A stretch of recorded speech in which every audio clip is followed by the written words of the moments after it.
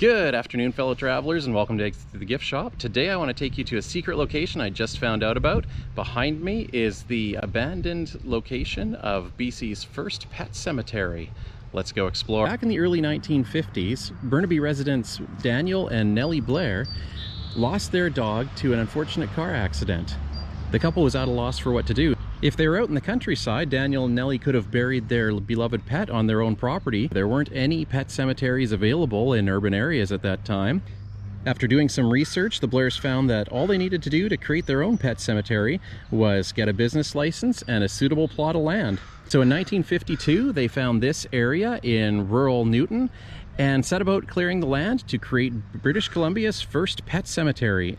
Nellie ran the business for 35 years until she was 82 years old. When a new owner took over the land in 1995, they stopped taking new burials. A group called the Friends of Surrey Pet Cemetery was formed with the intentions of raising funds to protect the land and turn it into a park. A covenant was placed on the location which said that the land couldn't be developed until after 2010. As of now, the location remains abandoned and somewhat overgrown, although it looks like some of the local residents may have come through to help clear and clean up the area. Almost 700 pets were buried here over the years, including dogs, cats, gerbils, birds, guinea pigs, and many other species. Let's see. We've got cricket. You will always be missed.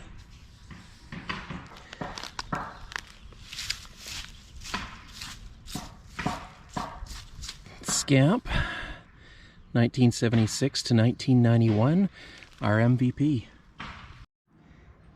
Here's the site of Mandy, Candy, and over here, little Pugsley, affectionately known as Mr. Dew. It's kind of sweet. Some of the gravesite markers are actually quite elaborate for a pet. This is Sherry Gardner, who was buried in 1994, ever loved, ever remembered.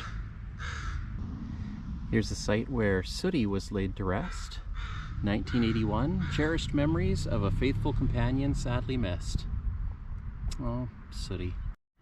Here's a plot that was used by the Blair family themselves. This is American Cocker Spaniels, Trixie and Toto, buried in 1969 and 79, both killed by cars. Loving pets, sadly missed and never forgotten. Here it says the BC Pet Cemetery, 1952, founded, owned, and operated solely by Mr. and Mrs. Daniel Blair. When Nellie passed away at the age of 90, her wishes were to be cremated and laid to rest with her beloved pet cemetery. It's unclear if that request was honored, although it implies right here that Nellie Mary Blair may have been laid to rest here, cremated. So it's possible that her ashes were scattered on the grounds of the property that she loved so much.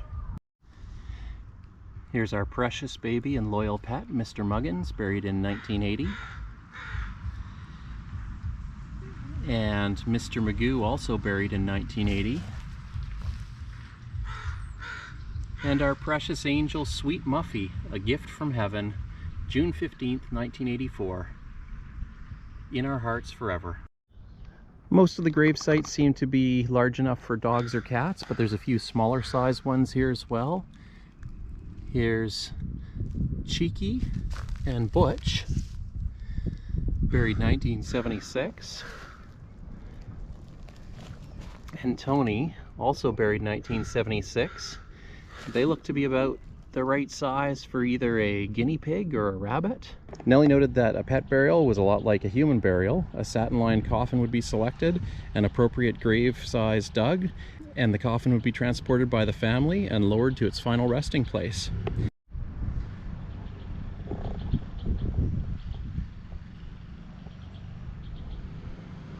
Some of the names a little bit more traditional. Here's Fido, our beloved puppy for 15 years. Left us on August 3rd, 1974. It's unfortunate that this site has been abandoned, but it's probably better than the alternative if it had been redeveloped as originally planned. It looks like some of the local residents have done some cleanup work, which is amazing, but it would be nice to see this properly maintained and turned into a local park space. Oddly, I did find this gravesite over here. Muriel L. Clerk, Corporal WAAF, deceased 16th of August 1981, age 57. From the street, the pet cemetery is completely unmarked. You wouldn't happen to know about it unless you came here looking for it. There's no signage or anything else to indicate that that's what it is. So that's it, kind of an awkward end for BC's first pet cemetery. As it stands, it remains abandoned and unmaintained. Thanks for watching. Remember to hit subscribe so you can stay up to date on all our latest adventures, and check out our interactive map to see other unusual and abandoned locations that we've been to. Until next time, it's time to exit through the gift shop.